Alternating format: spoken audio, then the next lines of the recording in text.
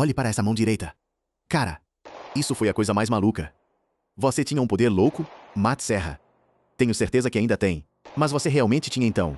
Georges St-Pierre foi o lutador mais completo vivo até que o direto por cima do ombro de Matt Serra mudou tudo. Ronda Rousey deveria fazer um armbar em Holly Holm em segundos. Em vez disso, ela acordou na lona e Kamaru Usman sofreu uma perda chocante para Leon Edwards quando menos esperava.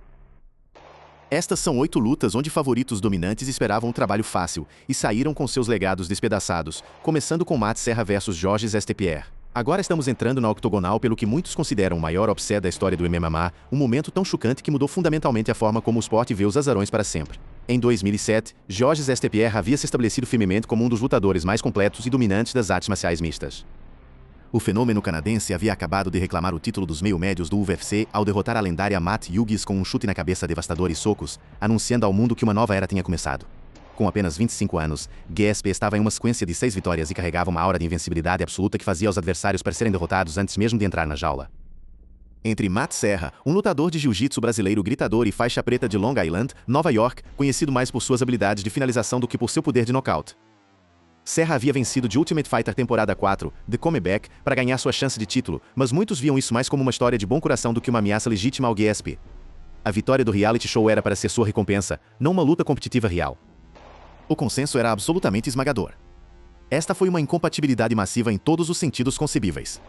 Os corretores instalaram St-Pierre como um favorito proibitivo com odds em torno de 1.000 killers trezens, enquanto Serra era um azarão de 1.850 killers no Guama, ninguém conheceu que ninguém em seu juízo perfeito estava apoiando.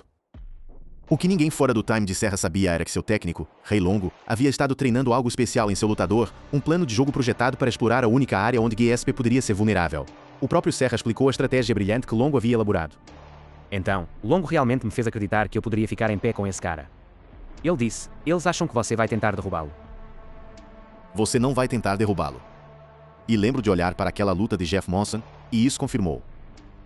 Eu disse, cara, você não estava indo fazer isso, certo? Eu não vou fazer isso. Sim. Eu não vou fazer isso. Eu disse, eu não sabia que ia nocauteá-lo, mas eu sabia que tinha uma muito boa chance de fazer. A luta aconteceu no Toyota Center em Houston, Texas, com uma multidão esperando presenciar outra coroação do campeão. No meio do primeiro round, Serra escapou de um soco e desferiu um direto por cima do ombro em loop que acertou o GSP perfeitamente atrás da orelha. O soco imediatamente dobrou as pernas de St-Pierre de uma forma que ninguém havia visto antes, causando ondas de choque pelo estádio.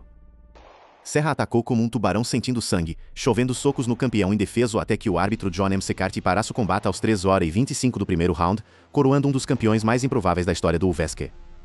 Matt Serra provou que preparação e autoconfiança poderiam superar probabilidades esmagadoras. Este próximo upset demonstraria o que acontece quando um campeão dominante deixa o showmanismo sobrepor o bom combate. Chris Weidman vs Anderson Silva. No verão de 2013, Anderson Silva era amplamente considerado o maior artista de artes marciais mistas de todos os tempos, um status que havia conquistado através de quase uma década de destruição absoluta na divisão dos médios. A Aranha Brasileira havia reinado como campeão dos médios do UFC por quase 7 anos, defendendo o título um recorde de 10 vezes consecutivas com vitórias sobre lendas como Rich Franklin, Dan Anderson, Vitor Belfort e Chael Sonnen 2 vezes. Seu currículo lia como um quem é quem de lutadores de elite, todos os quais haviam caído para suas habilidades aparentemente sobrenaturais dentro da octogonal. Seu desafiante, Chris Weidman, era um lutador americano invicto da Universidade Hofstra com experiência em luta amadora e habilidades cada vez melhores em geral. Weidman havia demolido seus primeiros 9 combates profissionais, mostrando poder de nocaute e habilidades de finalização que sugeriam potencial de elite, mas ainda era relativamente inexperiente contra a elite absoluta, e muitos questionavam se sua abordagem focada em luta livre poderia resolver o enigma de Silva quando tantos outros falharam.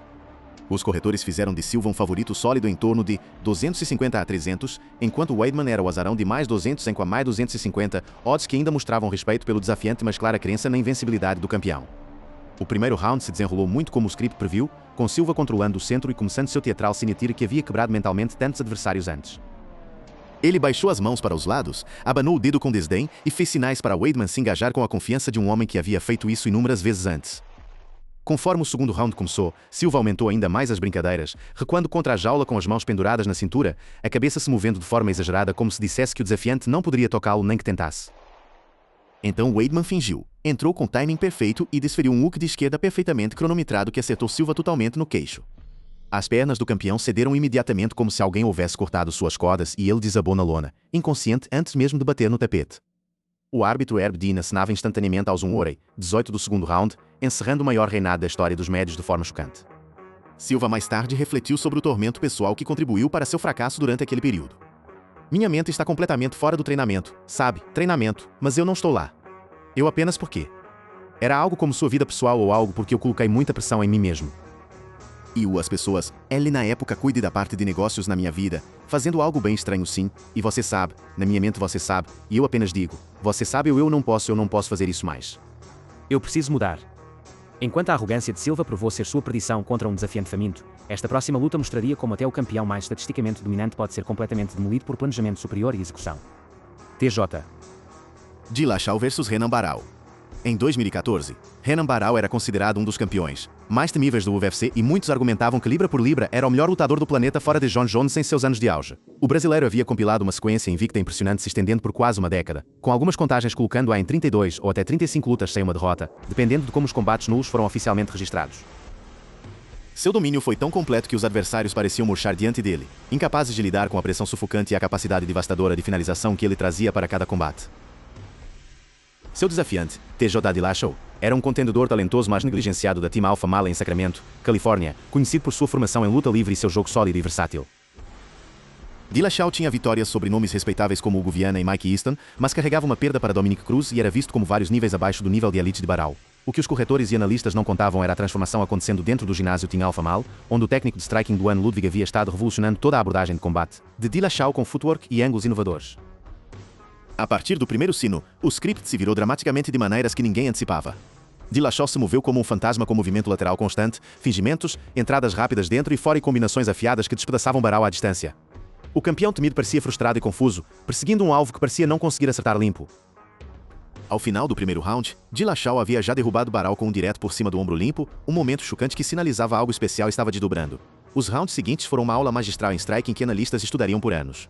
Entrando no quinto round, Barão estava espancado com o rosto inchado e movimento mais lento, mas permanecia perigoso com sua habilidade comprovada de finalização. No meio do round, Dillashaw fingiu baixo e desferiu um chute na cabeça que se chocar contra o templo de Barão, derrubando-o duramente na lona de forma devastadora. Dillashaw atacou com ground and pound preciso, e o árbitro Herb Dean assinava parando o combate aos 2 horas e 26 do quinto round, completando um dos performances upset mais dominantes na história das lutas por título. Se a obra-prima tática de Dillashaw mostrou como a preparação pode neutralizar até o striker mais temido, este próximo upset provaria que os fundamentais de boxe de elite podem derrotar o lutador mais divulgado da história dos esportes de combate. Holly Holm vs Ronda Rousey. No final de 2015, Ronda Rousey havia transcendido artes marciais mistas, uma superstar global cuja fama se estendia muito além da octogonal e para a cultura popular mainstream. A campeã invicta dos galos era 12-0, finalizando todos menos um de seus combates no primeiro round, a maioria via seu signature armbar que os adversários pareciam impotentes em defender. Seu domínio era tão absoluto que os fãs de combate genuinamente debatiam se alguém no mundo poderia derrotá-la, com alguns até sugerindo que ela poderia competir contra lutadores homens. Sua adversária, Holly Holm, era uma ex-campeã mundial de boxe várias vezes, conhecida como a filha do pregador, que havia construído um currículo incrível na doce ciência. Holm havia sido invicta em seus primeiros 33 combates profissionais de boxe, com vitórias sobre nomes estabelecidos que comprovaram sua linhagem de striking de elite, mas críticos argumentavam com força que Holm laque luta livre para parar as derrubadas de Rousey ou a defesa de finalização para sobreviver no chão uma vez que a campeã inevitavelmente a arrastasse para lá. A maioria previu um armbar rápido. Poucos deram à boxeadora nenhuma chance de socar nos pés contra tais probabilidades esmagadoras. O combate que encabeçava o UFC 193 em Melbourne, Austrália, atraía uma multidão recorde de mais de 56 mil torcedores apaixonados esperando presenciar outra coroação dominante de Rousey. A partir do primeiro sino, Rousey avançou com sua intensidade característica, julgando hooks selvagens e procurando clinchar para a derrubada, mas Holm permanecia notavelmente calma, circulando para longe e usando footwork superior para evitar os socos de poder que haviam encerrado tantas lutas antes. A agressão de Rousey levou a socos selvagens que erraram muito, deixando-a desbalanceada e frustrada, enquanto Holm aproveitava com contadores nítidos que começaram a marcar o rosto da campeã. Então, no início do segundo round, conforme Rousey avançava com outro soco selvagem desesperado, Holm escapou lateralmente e desferiu um chute alto de esquerda perfeitamente cronometrado que se chocar totalmente na mandíbula de Rousey. O impacto foi trovejante, ouvido por todo o estádio massivo. Rousey desabou face primeiro na lona, completamente inconsciente antes de bater no chão. O árbitro Herb Dean parou aos 0:59 do segundo round, encerrando o reinado mais dominante da história do MMA feminino. Holm mais tarde abordou as desculpas subsequentes de Rousey com classe e direcionamento característicos.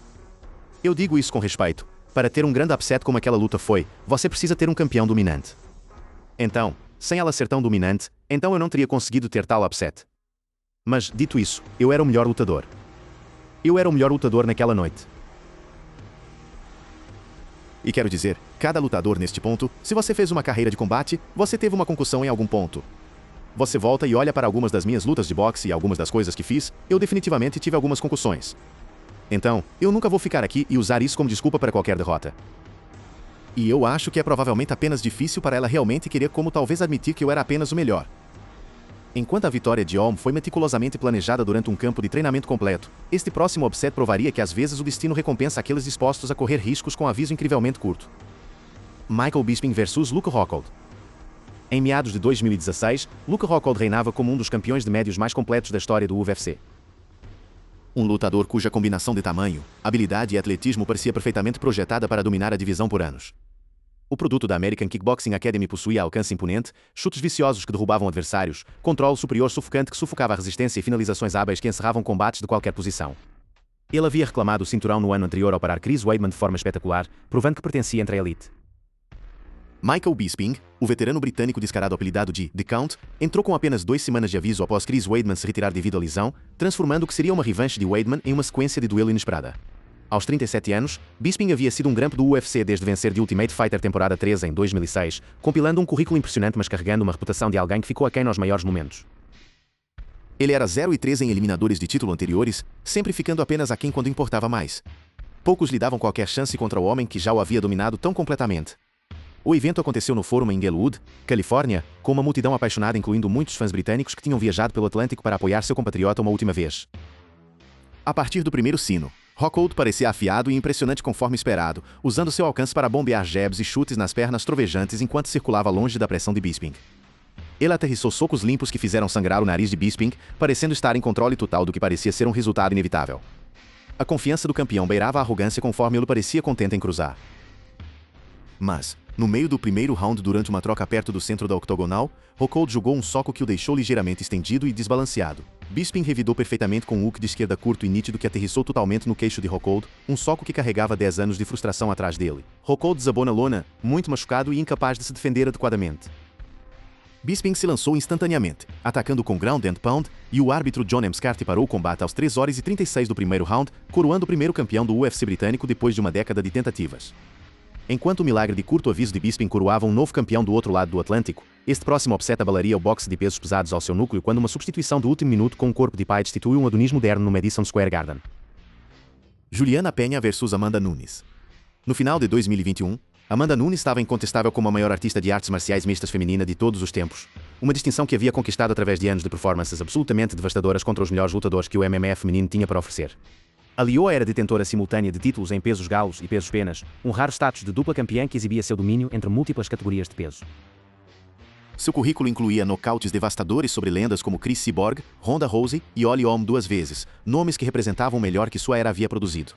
Sua desafiante, Juliana Peña, era uma contendedora durona com luta livre sólida e habilidade de finalização, mas era amplamente vista como um portão ao invés de uma ameaça legítima ao trono de Nunes.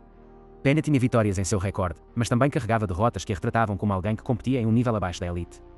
Ela se inclinou para o papel de azarão com força durante a promoção, falando mal de Nunes implacavelmente nas entrevistas pré-combate, e ousadamente prevendo uma vitória de finalização que a maioria descartava como pura ilusão. O round 1 se desenrolou exatamente como todos previram que seria. Nunes dominou completamente em pé com socos pesados, joelhos no clinch e combinações nítidas que sangraram Peña rapidamente. Peña absorveu socos punitivos que incham seu rosto e abrem cortes, mas ela permaneceu durona através da tempestade, atirando de volta esporadicamente e recusando-se a murchar sob a pressão. Conforme o round terminava, Nunes parecia em controle total, mas o ritmo alto parecia levar um pequeno pedágio em seu condicionamento. Foi quando a maré virou dramaticamente no round 2. Peña, conhecida por sua persistência de cardio e grappling, capitalizou em Nunes visível fatigando e desacelerando. Durante uma confusão, Peña segurou uma derrubada e rapidamente tomou as costas de Nunes conforme a campeã se levantava, afundando um rear naked choke que apertava com cada segundo passando.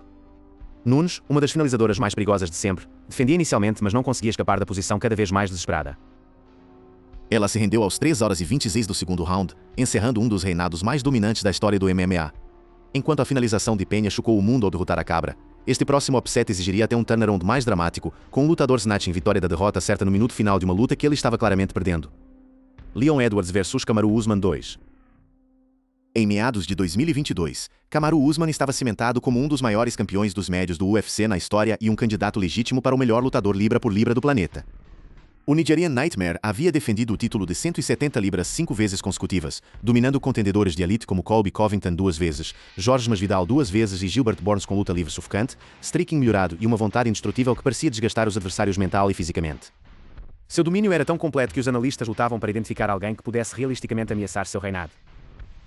Leon Edwards, de Birmingham, Inglaterra com raízes jamaicanas, era um southpaw hábil com boxe nítido, defesa de derrubada forte e poder subestimado em seus ataques. Ele havia subido nas fileiras pacientemente, em uma sequência de 9 combates invictos desde seu primeiro encontro, provando-se contra oposição de qualidade e ganhando seu tiro de redenção. Mas, apesar das melhorias, ele ainda era visto como o pretendente perpétuo que chegaria perto mas finalmente ficaria aquém contra o campeão aparentemente imparável, que já o havia derrotado convincentemente antes. O evento principal aconteceu no Vivint Arena em Salt Lake City, Utah, uma elevação que desempenharia um papel sutil conforme a luta progredisse. Os primeiros 4 rounds foram quase que inteiramente à maneira de Usman, seguindo um script que parecia deprimente familiar. Ele derrubou Edwards no round 1 com um hook de esquerda limpo e consistentemente o superou, misturando jabs nítidos com mudanças de nível para derrubadas que controlavam o ritmo completamente. Edwards mostrou coragem e sobreviveu, mas estava construindo um déficit massivo nos cartões dos juízes, provavelmente abaixo de 4 rounds para 0, com alguns juízes possivelmente marcando ainda pior. Entrando no quinto e final round com apenas pouco mais de 1 minuto restante, Usman parecia estar cruzando para uma decisão tendenciosa que cimentaria ainda mais seu legado. Então, em um dos momentos mais dramáticos da história do MMA, Edwards explodiu para frente com um chute alto de esquerda que se chocar perfeitamente na cabeça e pescoço de Usman. O campeão enrijeceu instantaneamente e desabou para trás na lona, completamente inconsciente conforme o estádio explodia de incredulidade. O árbitro Herb Dean acenava aos 4-0-4 do round 5, um nocaute de chute na cabeça milagroso que arrancou o título nos segundos finais de uma luta que parecia completamente perdida. Enquanto Edwards provou que uma luta não está acabada até estar oficialmente acabada, este próximo e final upset mostraria como pressão implacável e boxe fundamental podem neutralizar até o striker mais tecnicamente brilhante da divisão de médios. Sean Strickland vs Israel Adesanya. Em 2023, Israel Adesanya sentava-se no topo da divisão de médios como um dos campeões mais tecnicamente brilhantes da história do UFC. Um striker cuja precisão e criatividade havia conquistado comparações ao grande Anderson Silva ele mesmo. O Last Salabender, um nigeriano neozelandês com um extenso histórico de kickboxing, havia reclamado o cinturão no início daquele ano ao nocautear o rival de longa data Alex Pereira em uma revanche dramática que vingou sua perda anterior. Aquela vitória solidificou seu status como um peso por peso de elite que havia comprovado que poderia superar a adversidade no mais alto nível. Sean Strickland, o americano descarado conhecido por sua conversa fiada não filtrada e estilo de pressão de classe trabalhadora, era o melhor azarão em plus 400 ou superior, apesar de ser um contendedor legítimo com vitórias de qualidade. Um especialista em Philly Shell com um queixo de granito e jab implacável, Strickland havia construído uma reputação como um boxeador de volume sem a finura técnica para combinar a artistry de Adesanya. Muitos previram que Izzy o estranharia à distância ou o finalizaria com chutes. O caminho para a vitória de Strickland parecia limitado a um soco sortudo ou um amolecimento de decisão improvável que poucos achavam possível contra tal contra-golpeador hábil. Do muito início do combate, Strickland marchou agressivamente para a frente com um plano de jogo projetado para abafar a criatividade de Adesanya. Ele curtou a jaula implacavelmente e bombou um jab rígido enquanto deslizava em hooks apertados que completamente disruptam o ritmo do campeão. No final do round 1, Strickland cronometrou um direto por cima do ombro perfeito que se chocar contra o templo de Adesanya bem quando a sirene soou, derrubando o campeão pesadamente na lona em um momento chocante que silenciou a multidão parcial. De lá, Strickland despejou pressão implacável que Adesanya simplesmente não conseguia resolver apesar de seu brilho técnico. Ele neutralizou os chutes do campeão ficando na cara dele constantemente, aterrissando jabs e socos no corpo enquanto usava movimento de cabeça para evitar contadores. Ao longo de 5 rounds, foi uma aula magistral em boxe grimoso e fundamental que provou que a substância podia triunfar sobre o estilo.